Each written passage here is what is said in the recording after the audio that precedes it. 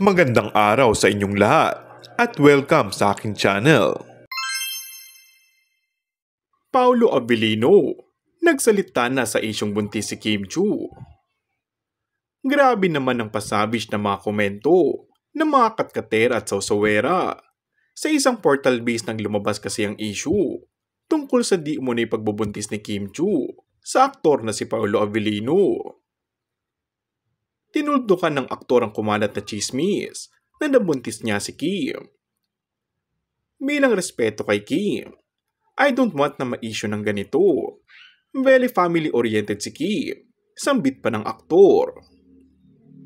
Natawa naman ito nang banggitin na baka si Juliana ang tinutukoy ng mga naiintriga.